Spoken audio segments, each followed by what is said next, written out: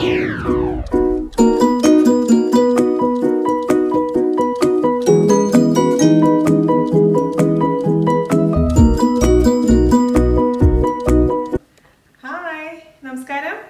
എന്തൊക്കെയുണ്ട് വിശേഷങ്ങൾ?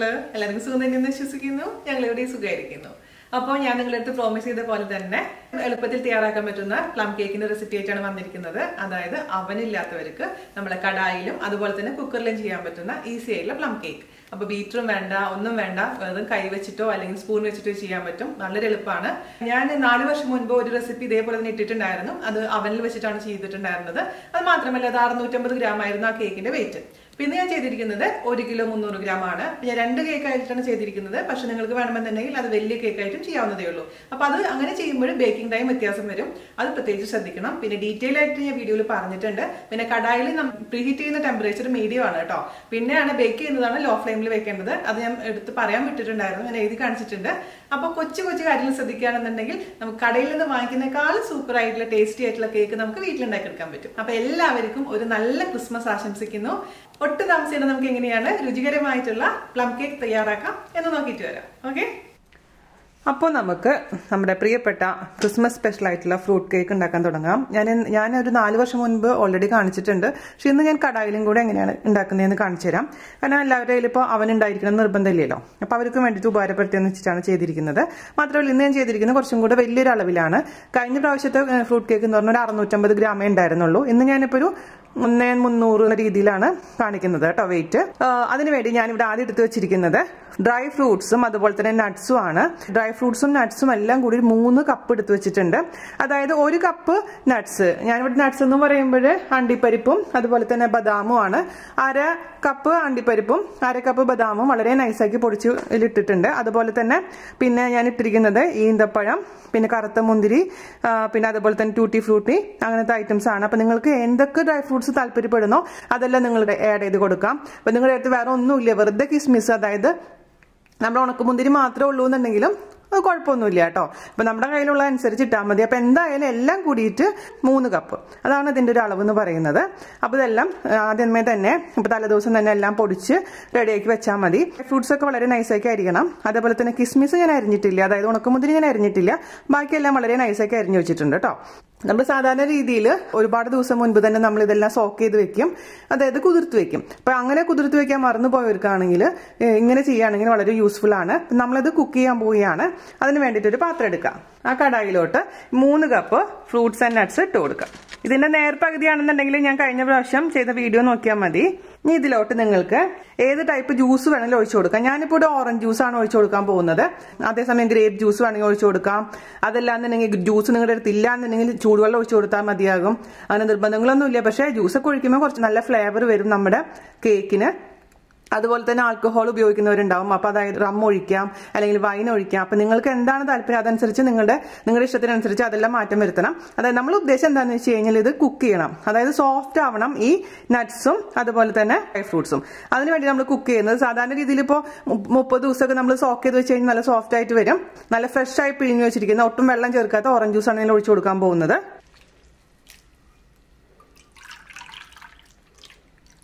ഞാനിപ്പോൾ 2 കപ്പ് ഓറഞ്ച് ജ്യൂസ് ഒഴിച്ചു കൊടുത്തിട്ടുണ്ട്. തീ ഓൺ ചെയ്യുക. ഈ ഓറഞ്ച് ജ്യൂസിൽ ഇട്ടിട്ട് നമുക്ക് നമ്മുടെ ഇതിനെ നന്നായിട്ട് കുക്ക് ചെയ്തെടുക്കാം. ഞാനിപ്പോൾ തീ മീഡിയം ഫ്ലെയിമിലാണ് ഓൺ ചെയ്തിരിക്കുന്നത്. നന്നായി കുതിർന്ന് നന്നായി കുക്കായി വരട്ടെ കേട്ടോ. അപ്പൊ ഇച്ചിരി സമയം എടുക്കും. ഇപ്പോൾ 2 കപ്പ് ഓറഞ്ച് ജ്യൂസ് ഒഴിച്ചിട്ടില്ലെങ്കിലും 1 കപ്പ് ഓറഞ്ച് ജ്യൂസ് ഒഴിച്ചിട്ട് പിന്നെ ബാക്കി വെള്ളം ഒഴിച്ചാലും മതി. അതൊക്കെ നിങ്ങളുടെ ഇഷ്ടത്തിനനുസരിച്ച് മാറ്റം വരുത്തണം. ഞാൻ അപ്പുറത്തെ അടുപ്പിലോട്ട് മാറ്റി വെച്ചു കേട്ടോ. കുറച്ച് ചൂട് കൂടുതലുള്ള അടുപ്പാണ്. അപ്പൊ കുറെ പേര് എനിക്ക് മെസ്സേജ് ചോദിക്കാറുണ്ട്, ഇപ്പൊ ഫ്രഷ് ജ്യൂസ് ഇല്ലേ ചേച്ചി, ബോട്ടിൽ വരുന്ന ജ്യൂസാണ്. അങ്ങനെയാണെങ്കിലും കുഴപ്പമൊന്നുമില്ല, ബോട്ടിലുള്ള ജ്യൂസ് വേണമെങ്കിൽ നമുക്ക് ഉപയോഗിക്കാം. പക്ഷെ എപ്പോഴും കൂടുതൽ നല്ലത് ഫ്രഷ് ആയിട്ട് നമ്മൾ പിഴിഞ്ഞെടുക്കുന്ന ജ്യൂസ് തന്നെയാണ്. അപ്പൊ ഇതിലിങ്ങനെ പതുക്കെ ചൂടാകുമ്പോൾ അതിന്റെ കളറൊക്കെ ഇങ്ങനെ ചേഞ്ച് ആയിക്കൊണ്ടിരിക്കുകയാണ്. ജ്യൂസൊക്കെ നന്നായി വറ്റി നന്നായി സോഫ്റ്റ് ആയിട്ടുണ്ട്. അപ്പൊ ഇത് നമുക്ക് ചൂടാറാൻ വേണ്ടിയിട്ട് മാറ്റി വെക്കും. വേണമെങ്കിൽ വേറെ പാത്രത്തിലോട്ട് മാറ്റി ഒന്ന് ഫ്രിഡ്ജിൽ വെക്കുകയാണെങ്കിൽ പെട്ടെന്ന് തന്നെ ചൂടാറി കിട്ടും. തലേ ദിവസം രാത്രി തന്നെ ഇത് റെഡിയാക്കി വെക്കുകയാണെങ്കിൽ പിന്നെ നമ്മുടെ കേക്ക് ഉണ്ടാക്കുന്ന പരിപാടി വളരെ എളുപ്പമായിരിക്കും കേട്ടോ. അപ്പൊ നമുക്ക് ചൂടാറിയതിനു ശേഷം ബാക്കിയുള്ള കാര്യങ്ങൾ ചെയ്യാം. ആ സമയം കൊണ്ട് നമുക്ക് കുറച്ച് ഷുഗർ കാരമലൈസ് ചെയ്യണം, നല്ല കളർ കിട്ടാൻ വേണ്ടിയിട്ട്. അതേസമയം നിങ്ങളുടെ അടുത്ത് ഇപ്പോൾ ബ്രൗൺ ഷുഗർ ഉണ്ടെന്നുണ്ടെങ്കിൽ ഈ പരിപാടി വേണ്ട, ബ്രൗൺ ഷുഗർ മാത്രം ഉപയോഗിച്ചാൽ മതി. അപ്പോഴും നല്ല കളർ കിട്ടിക്കോളും. പക്ഷെ നോർമലായിട്ടും നമ്മൾ എല്ലാവരുടെ അടുത്തും ബ്രൗൺ ഷുഗർ ഉണ്ടാവാൻ ചാൻസ് കുറവാണ്. അതുകൊണ്ടാണ് ഞാനിപ്പോൾ കാരമലൈസ് ചെയ്യാൻ പോകുന്നത് കേട്ടോ. അപ്പോൾ അതിന് വേണ്ടിയിട്ട് ഞാൻ 1/4 കപ്പ് പഞ്ചസാര ഇട്ട് കൊടുത്തിട്ടുണ്ട്. അതിലോട്ട് നമുക്കൊരു 3 ടേബിൾ സ്പൂണോളം വെള്ളം ഒഴിച്ചു കൊടുക്കാം. ഓക്കെ, അപ്പോൾ 3 ടേബിൾ സ്പൂൺ വെള്ളം ഞാൻ ഒഴിച്ചു കൊടുത്തിട്ടുണ്ട്. നമുക്കിനി ഇത് നന്നായിട്ട് ഈ പഞ്ചസാര ഉരുക്കിയെടുക്കാം. അപ്പോൾ നമ്മുടെ ഷുഗർ നന്നായിട്ട് അലിഞ്ഞിട്ടുണ്ട്. ഇനി നമുക്ക് മീഡിയം ഫ്ലെയിം തന്നെ മെയിൻറ്റെയിൻ ചെയ്യാം. നന്നായിട്ട് നല്ലൊരു ഗോൾഡ് കളർ വരുന്ന വരെ വെയിറ്റ് ചെയ്യാം കേട്ടോ. ഇതേപോലെ ഇടയ്ക്കൊന്ന് ചുറ്റിച്ച് കൊടുത്താൽ മതി, അല്ലാതെ സ്പൂണൊന്നും ഇടേണ്ട ആവശ്യമില്ല. അപ്പോഴേക്കും നമ്മൾ ചൂടുവെള്ളം റെഡിയാക്കി അടുത്ത് വെക്കുക. പച്ചവെള്ളം ഒഴിക്കാൻ പാടില്ല, നമ്മളിതിൽ ചൂടുവെള്ളം തന്നെ ഒഴിക്കണം. അത് നിർബന്ധമുള്ളൊരു കാര്യമാണ് കേട്ടോ. അപ്പോൾ ചെറുതായിട്ട് ഇതിൻ്റെ കളർ മാറാൻ തുടങ്ങിയിട്ടുണ്ട്. അപ്പോൾ കുറച്ചും കൂടെ ഒരു ഡാർക്ക് ഷെയ്ഡ് ആവണം കേട്ടോ. അതേസമയം കരിയാൻ പാടില്ല, അത് സൂക്ഷിക്കുക. പുകയൊക്കെ വരാൻ ചാൻസ് ഉണ്ട്, അതുകൊണ്ട് ജനലൊക്കെ തുറന്നിട്ടോളൂ. ഫയർ എല്ലാം അടിക്കുന്ന സ്ഥലമാണെന്നുണ്ടെങ്കിൽ എക്സോസ്റ്റ് ഫാനൊക്കെ ഇട്ടോളൂ കേട്ടോ. ഇവിടെയൊക്കെ എനിക്ക് സ്ഥിരം സംഭവിക്കുന്ന കാര്യമാണ്, അതുകൊണ്ടാണ് എടുത്തെടുത്ത് പറയുന്നത്. ഓക്കെ, അപ്പോൾ നല്ല കളർ വന്നിട്ടുണ്ട്. നമുക്ക് ഇനി ഇതിലോട്ട് 1/4 കപ്പ് ചൂടുവെള്ളം ഒഴിച്ചു കൊടുക്കുക. ഈ അടുപ്പിൽ നിന്ന് മാറ്റി ദൂരെ മാറ്റി ഒഴിക്കാൻ ചിലപ്പോൾ മുഖത്തോട്ടൊക്കെ സ്പ്ലാഷ് ആവാനുള്ള ചാൻസ് ഉണ്ട്, അതുകൊണ്ട് ശ്രദ്ധിക്കുക കേട്ടോ. ഇനി നമുക്ക് നന്നായിട്ട് ഇളക്കി കൊടുത്തോണ്ടേ ഇരിക്കുക. മീഡിയം ഫ്ലെയിം തന്നെ മെയിൻറ്റെയിൻ ചെയ്യണം കേട്ടോ. ഞാൻ ഓഫ് ചെയ്തിട്ടുണ്ട്. ഒരു 5 മിനിറ്റോളം ഞാനിത് തിളപ്പിച്ചു. അതിന് ശേഷം നമുക്കൊരു പാത്രത്തിലോട്ട് ചൂടാറാൻ വേണ്ടി മാറ്റി വയ്ക്കാം. അപ്പോൾ നമ്മൾ ഉണ്ടാക്കിയ കാരമലൈസ്ഡ് ഷുഗർ ചൂടാറുന്ന സമയം കൊണ്ട് നമുക്ക് മൈദ ഒന്ന് അരിച്ചെടുക്കാം. അതിനുവേണ്ടി ഞാനിവിടെ ഉപയോഗിച്ചിരിക്കുന്നത് 250 ml കപ്പിൽ 2 കപ്പ് മൈദയാണ്. അതൊരു അരിപ്പയിലോട്ട് നമുക്ക് ഇട്ട് കൊടുക്കാം. പിന്നെ ഇതിൽ കൂടെ ചേർത്ത് കൊടുക്കേണ്ടത് നമുക്ക് ഇഷ്ടമുള്ള സ്പൈസസ്. ഞാനിപ്പോൾ ഇവിടെ ഉപയോഗിക്കുന്നത് ഒരു 1/4 ടീസ്പൂണോളം സിനമൺ പൗഡർ, അതായത് പട്ട പൊടിച്ചതാണ്. ഇപ്പൊ നിങ്ങളുടെ അടുത്ത് പട്ട പൊടിച്ച പൊടി അവൈലബിൾ അല്ല എന്നുണ്ടെങ്കിൽ എന്താ ചെയ്യേണ്ടതെന്ന് അറിയാമോ? നമ്മൾ എന്തായാലും പഞ്ചസാര പൊടിച്ചെടുക്കേണ്ടതാണ്. അപ്പൊ പഞ്ചസാരയുടെ കൂട്ടത്തിൽ കൂടെ ഒരു കഷ്ണം പട്ട, അതുപോലെ തന്നെ 6 ഗ്രാമ്പു, ഇപ്പൊ അതുപോലെ തന്നെ നിങ്ങൾക്ക് പിന്നെ ജാതിപത്രി വേണമെങ്കിൽ ജാതിപത്രി, അതെല്ലാം ആ പഞ്ചസാരയുടെ കൂടെ ഇട്ട് പൊടിച്ചാൽ മതി. എന്റെ അടുത്ത് ഇപ്പൊ സെപ്പറേറ്റ് പൗഡർ ഉള്ള കാരണം ഞാൻ ഇതിലേക്ക് ഇട്ട് കൊടുക്കുന്നുണ്ട്. അപ്പൊ ഇതിലേക്ക് ഒരു 1/4 ടീസ്പൂൺ സിനമൺ പൗഡർ, അതായത് പട്ട പൊടിച്ച പൊടി ചേർത്ത് കൊടുത്തിട്ടുണ്ട്. 1/4 ടീസ്പൂൺ തന്നെ ചുക്ക് പൊടി ചേർത്ത് കൊടുക്കുന്നുണ്ട്. ഏലക്കയുടെ പൊടി ഇഷ്ടമുണ്ടെങ്കിൽ ഏലക്കയുടെ പൊടി ചേർത്ത് കൊടുക്കാം. പിന്നെ ഞാനിവിടെ ചേർത്ത് കൊടുക്കാൻ പോകുന്നത് നട്ട്മഗിന്റെ പൗഡറാണ്, അതായത് ജാതിക്ക പൊടിച്ചതാണ്. അത് ഇതേപോലെ തന്നെ ഒരു 1/4 ടീസ്പൂൺ ചേർത്ത് കൊടുക്കാം. ഒന്ന് ഇല്ലെങ്കിലും കുഴപ്പമൊന്നുമില്ല കേട്ടോ. പിന്നെ എനിക്ക് എൻ്റെ ഗ്രാമ്പൂടെ പൊടി ഇല്ലാത്ത കാരണം ഞാൻ ഷുഗർ പൊടിച്ച സമയത്ത് ഒരു 6 ഗ്രാമ്പൂ ഇട്ടിട്ട് ഷുഗറിന്റെ കൂടെ പൊടിച്ചു വെച്ചിട്ടുണ്ട്. അത് ആ സമയത്ത് നമുക്ക് ചേർത്ത് കൊടുക്കാം. പിന്നെ നമുക്ക് ചേർത്ത് കൊടുക്കേണ്ടത് 2 teaspoon baking powder. Baking soda വെച്ചിട്ട് ഞാൻ ചെയ്ത് നോക്കി, പക്ഷേ ഇതിന് ഇത്രയും നന്നായിട്ട് വന്നില്ല. അതുകൊണ്ട് ഞാൻ എപ്പോഴും റെക്കമെൻഡ് ചെയ്യുന്നത് ബേക്കിംഗ് പൗഡർ തന്നെയാണ്. 2 ടീസ്പൂൺ നമുക്ക് ഇതിന്റെ മുകളിൽ കൂടെ ചേർത്ത് കൊടുക്കാം. പിന്നെ എഗ്ലെസ് ആണെങ്കിൽ, മുട്ടയില്ലാതെ ഉണ്ടാക്കുമ്പോഴെങ്കിൽ ഇതിന്റെ കൂട്ടത്തിൽ കൂടെ 1/2 ടീസ്പൂൺ ബേക്കിംഗ് സോഡയും കൂടെ ചേർത്ത് കൊടുക്കാൻ മറക്കരുത്. രണ്ടും കൂടി ഉണ്ടെങ്കിൽ മാത്രമാണ് നല്ല പെർഫെക്റ്റ് ആയിട്ട് വരുള്ളൂ എഗ്ലെസ് ആണെങ്കിൽ. ഇനി നമുക്ക് ഇതിലേക്ക് 1/4 ടീസ്പൂൺ ഉപ്പ് ചേർത്ത് കൊടുക്കണം.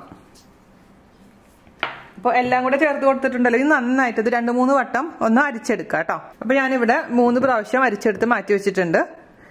ഇനി നമുക്ക് വേണ്ടത് മുട്ടയും ബട്ടറും ആണ്.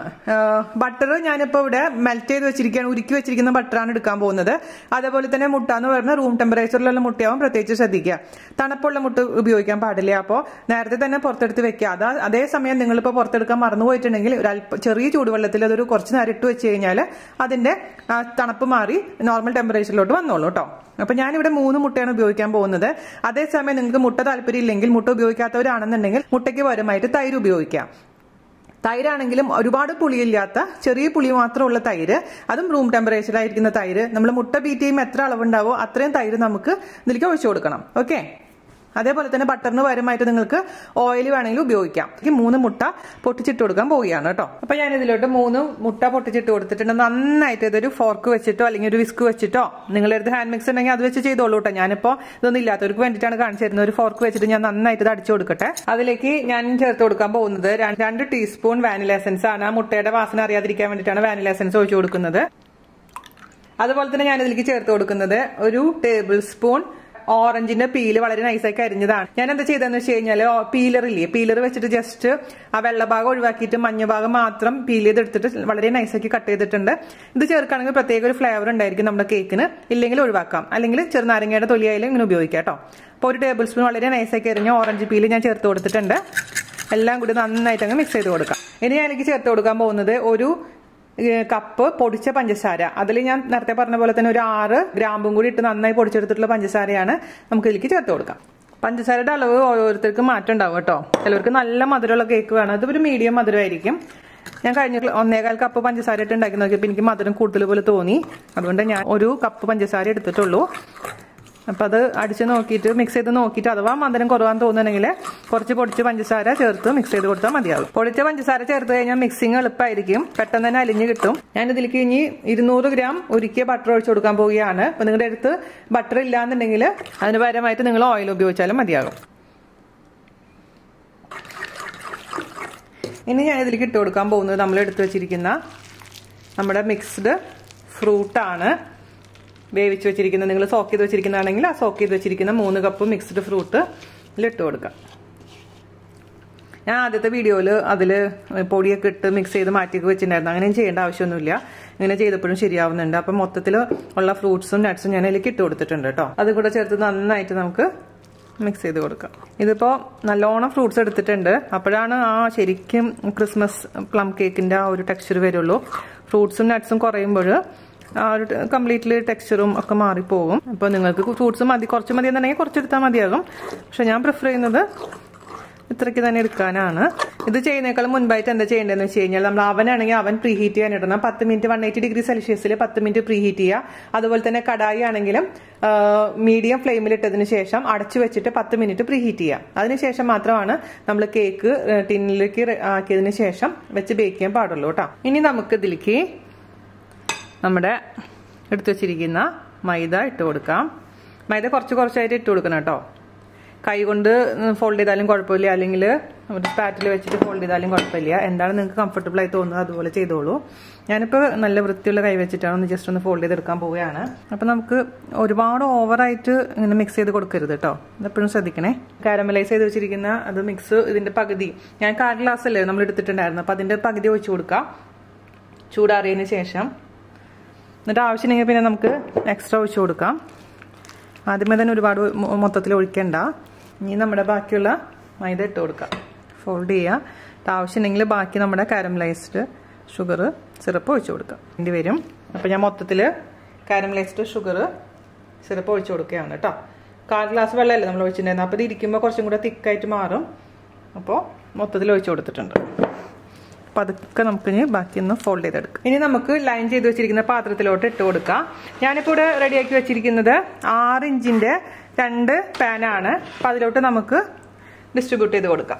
അപ്പോൾ 2 പാത്രത്തിലോട്ട് ഞാൻ ഈക്വലി ഡിസ്ട്രിബ്യൂട്ട് ചെയ്ത് കൊടുത്തിട്ടുണ്ട്. ഇനി നമുക്കതിൻ്റെ മുകളിൽ വേണമെങ്കിൽ, നിർബന്ധമൊന്നുമില്ല, അണ്ടിപ്പരിപ്പ് വെച്ച് ഒന്ന് ഡെക്കറേറ്റ് ചെയ്യാം. ഒന്ന് അവനിലും മറ്റേത് ഞാൻ കടായിലാണ് വെക്കാൻ പോകുന്നത്. നിങ്ങളുടെ അടുത്ത് ഇതേപോലെ തന്നെ പാർച്ച്മെന്റ് പേപ്പർ ഇല്ലാന്നുണ്ടെങ്കിൽ അതിന് പകരമായിട്ട് എപ്പോഴും ഞാൻ പറയാറുള്ള പോലെ തന്നെ ബട്ടറോ അല്ലെങ്കിൽ ഓയിലോ ഒന്ന് തടവിയതിന് ശേഷം കുറച്ച് മൈദ തൂയി കൊടുത്താൽ മതി, എന്നിട്ട് തട്ടിക്കളഞ്ഞാൽ മതി, അപ്പോഴും ഒട്ടി പിടിക്കില്ല. അതിനുശേഷം നമുക്ക് ഇത് തട്ടി കൊടുക്കണം. എയർ ബബിൾസ് എക്സ്ട്രാ എന്തെങ്കിലും ഉണ്ടെങ്കിലും പോകാൻ വേണ്ടിയിട്ടാണ്. ഇതിപ്പോൾ ഒന്ന് ഞാൻ അവനിൽ 180 ഡിഗ്രി സെൽഷ്യസിൽ ഒരു 45-50 മിനിറ്റ് വെക്കാം. അത് ഓരോ അവനനുസരിച്ച് വ്യത്യാസം വരും കേട്ടോ. അതേസമയം കടായിലാണെങ്കിൽ കുറച്ച് അധികം സമയം വേണ്ടി വരും. അപ്പം ഞാനിത് അവനിലോട്ട് ആദ്യം വെച്ച് കൊടുക്കട്ടെ, മറ്റേത് നമുക്ക് കടായിൽ വെച്ച് കൊടുക്കാം. അപ്പം ഞാനിവിടെ കടായി പ്രീ ഹീറ്റ് ചെയ്തിട്ടുണ്ട്. 10 മിനിറ്റ് ആയി പ്രീ ഹീറ്റ് ചെയ്യാൻ വെച്ചിരിക്കുന്നത്. അതായത് നമ്മളൊരു വലിയൊരു കടായി, നമ്മൾ കേക്ക് ടീന് വെക്കാൻ പറ്റുന്ന രീതിയിലുള്ള വലിയൊരു കടായി എടുക്കുക.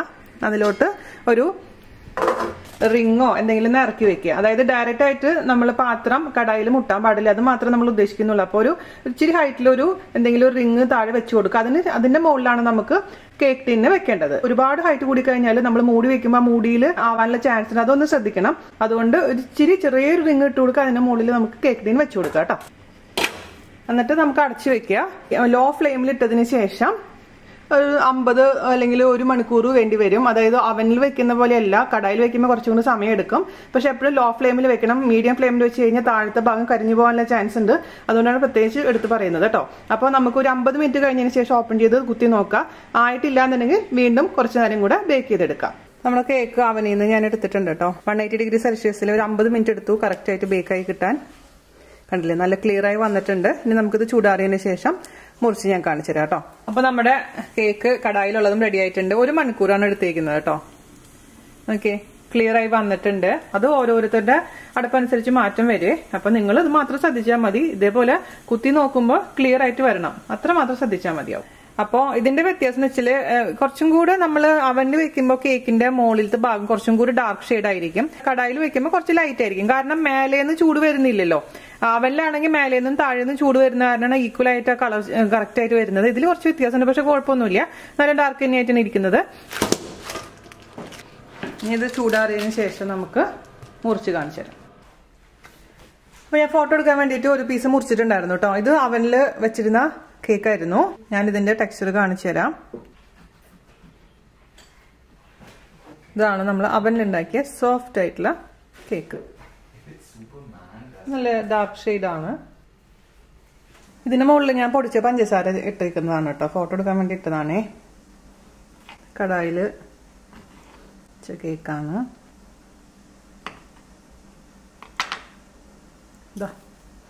ഇതാണ് നമ്മുടെ കടായിൽ വെച്ച കേക്ക്. ഇത് കണ്ടില്ലേ? ഇതും സോഫ്റ്റ് തന്നെയാണ്. മറ്റേതിന്റെ അത്ര ഡാർക്ക് കളർ ആയിട്ടില്ല എന്ന് മാത്രം.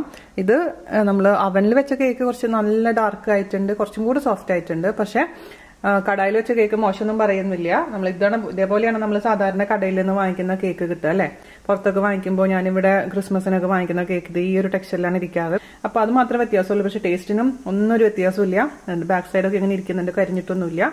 അപ്പോൾ എല്ലാവരും തയ്യാറാക്കി നോക്കുക. നമ്മുടെ നിങ്ങൾക്ക് അവനുണ്ടെങ്കിൽ അവനിൽ ചെയ്യുക, അല്ലെങ്കിൽ അവനില്ലാത്തവർ കടായിൽ ചെയ്യുക. അപ്പോൾ സെയിം റെസിപ്പി തന്നെയാണ് രണ്ടിനും ഫോളോ ചെയ്യേണ്ടത്. സമയം മാത്രം കുറച്ച് വ്യത്യാസം വരും. നമ്മൾ 40 മിനിറ്റ് ഒക്കെ കഴിഞ്ഞിട്ടും മേലത്തെ ഭാഗം നല്ല ഡാർക്ക് ഷെയ്ഡ് ആയിട്ടുണ്ട്. പക്ഷെ ഉള്ളിൽ കുക്കായിട്ടില്ലെങ്കിൽ നിങ്ങൾ എന്താ ചെയ്യേണ്ടതെന്ന് വെച്ച് കഴിഞ്ഞാൽ ഒരു അലുമിനിയം ഫോയിൽ വെച്ചിട്ട് ജസ്റ്റ് ഒന്ന് മൂടി കൊടുക്കുക. അതിനുശേഷം വീണ്ടും ബേക്ക് ചെയ്യുക, കടായിലാണെങ്കിലും അവനിലാണെങ്കിലും. അപ്പോൾ എന്ത് പറ്റുമെന്ന് വെച്ച് കഴിഞ്ഞാൽ അതിന് മേലെ കരിഞ്ഞു പോവില്ല, പക്ഷെ ഉള്ളിൽ കുക്കായി കിട്ടുകയും ചെയ്യും. അത് മാത്രം നിങ്ങളൊന്ന് ശ്രദ്ധിച്ചാൽ മതി. ഓരോ കടായി അനുസരിച്ചും ഓരോ അവനനുസരിച്ചും കുക്കിംഗ് ടൈം ബേക്കിംഗ് ടൈം മാറ്റം വരും. അതും ശ്രദ്ധിക്കുക. അപ്പോൾ ഞാൻ ഇതിൽ നിന്ന് രണ്ടിൽ നിന്നും ഒരു പീസ്, ചെറിയൊരു പീസ് കഴിച്ച് നോക്കട്ടെ. അടിപൊളിയായിട്ട് കേട്ടോ, പെർഫെക്റ്റ് ആയിട്ടുണ്ട്. എനിക്ക് ബേസിക്കലി മധുരം ഇപ്പോഴും ഇച്ചിരി കൂടുതലാണ്. പക്ഷെ ഇത്രയും മധുരം ഇല്ലെങ്കിൽ നമ്മൾ കേക്ക് എന്ന് പറഞ്ഞിട്ട് ആർക്കും കൊടുക്കാൻ പറ്റില്ല.